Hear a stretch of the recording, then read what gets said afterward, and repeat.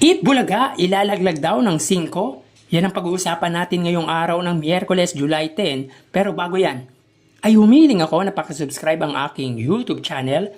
Pakiclick ang bell icon para una kayong ma-notify sa mga bagong video na ilalabas ko. At pakidamay nyo na din na i-follow ang aking Facebook page na Mega TV at ang aking TikTok account na Kaparokya TV. Maraming salamat! So mga kaparokya, bago natin simulan ang ating online viewership ng dalawang noontime show sa bansa ay shoutout ko lahat ng supporters ng It's Showtime at ng Eat Bulaga. At big shoutout naman po mga kaparokya sa lahat ng viewers ko at subscribers. Thank you so much for keeping watching my videos. Anyway, pag-usapan natin ang di umano'y ilalaglag daw ng TV5 ang Eat Bulaga at ang show daw di umano ni Willie Revillame ang ipapalit dito. Ayon yan sa against sa Eat Bulaga or sa Tito Vic and Joey na si Procnoy Channel. Ang show daw ni Willie Revillame ang itatapat sa It's Showtime at ilalaglag daw ng TV5 ang noontime show ng Legendary Trio. So basahin natin ang post na ito, mga kaparokya. Tila may kahulugan ang mga binitawang salita kamakailan ng TV host na si Willie Revillame para sa kanyang pagbabalik telebisyon. Ayon sa TV host, nais nitong bumalik sa noontime show na kasalukuyang inuokupahan ng TVJ Production na programang EAT sa kanilang istasyon. Agam-agam tuloy ng marami na nilalaglag na umano ng kanilang network ang kasalukuyang noontime program. Abangan natin ang mga susunod na kabanata kaugnay sa naging pahayag ng TV host at kung tuluyan na nga bang sisipain ng network ang kasalukuyang noontime show na ayon din yan sa post ni Marites Insider sa X or dating Twitter.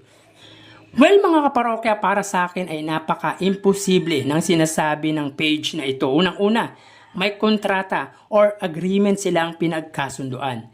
Pangalawa, kung ang It's Showtime nga pinagpalit sa TVJ, si Willie pa kaya? I'm not saying na mababa si Willie Revillame sa TVJ, pero mas comfortable naman siguro ang TV5 sa TVJ or sa Tito Vic and Joey. Kumbaga, kampante sila na ang Eat Bulaga ang noontime program nila at alam naman nila na malaki ang pinagbago ng TV network na pagmamayari ni MVP or Manny V. Pangilinan simula nang dumating sa kanila ang grupo ng Legendary Trio.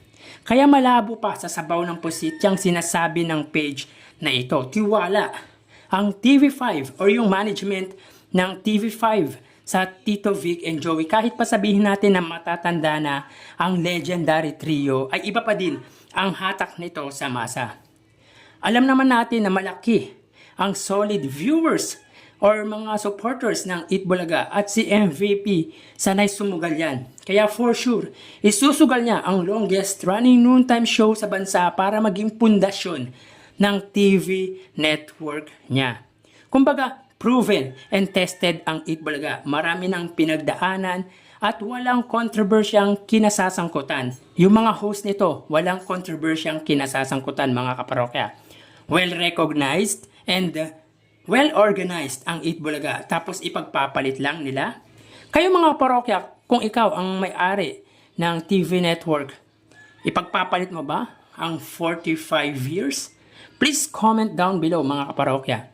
So tara, ating alamin ang online viewership ng dalawang bigating noontime show. Para sa Eat Bulaga under TVJ Facebook page na may 2.5 million followers, at sa It's Showtime naman na may 18 million followers. So as of 1:03 PM ay kita po natin dito na ang It's Showtime po ay may kasalukuyang segment na especially for you. Samantalang ang Eat Bulaga naman po ay sugod bahay mga kapatid. So ang It's Showtime po ay may 12.4 thousand viewers. Samantalang ang Eat Bulaga naman po ay may 6,000 viewers. So again, as of 1:04 PM ang It's Showtime ay may 12.5 thousand viewers at ang Eat Bulaga naman po ay may 6.1 thousand live viewers. So mapunta naman po tayo sa TV Network YouTube channel at unahin po natin ang It's Showtime under GMA Network YouTube channel na may 35.7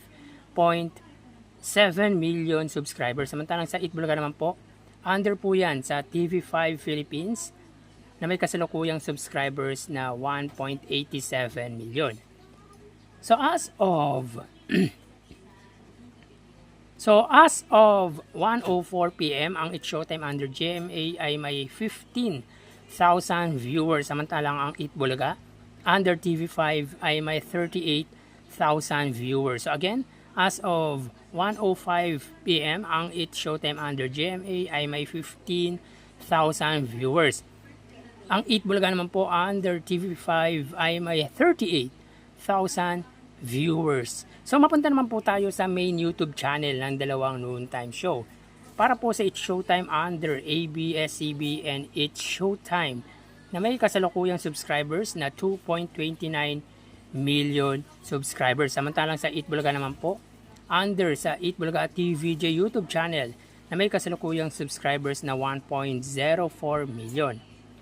So as of 1:05 PM, ang It's Showtime sila ay may 75,000 viewers. Ang Eat Bulaga naman po, sila po ay may 58,000 viewers.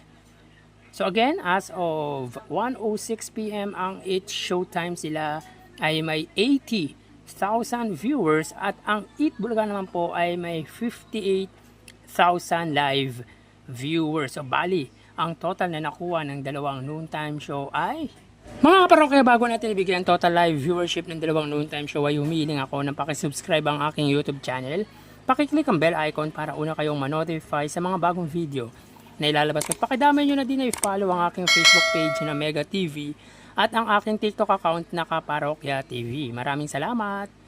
So bali, ang total na nakuha ng Eat Bulaga ay 102,000 viewers, samantalang ang It's Showtime naman po ay 107,000 viewers. So again, ang Eat Bulaga ay may 102,000 viewers at ang It's Showtime naman po ay 107,000 total live viewership sa unang yugto. So yan po ang lumalabas sa kanilang online views update as of 1:08 PM at mamaya ho, magbabalik po tayo sa ikalawang yugto ng ating online views update ng dalawang noontime show. Magpapaalam na po muna ako pansamantala. Thank you and God bless.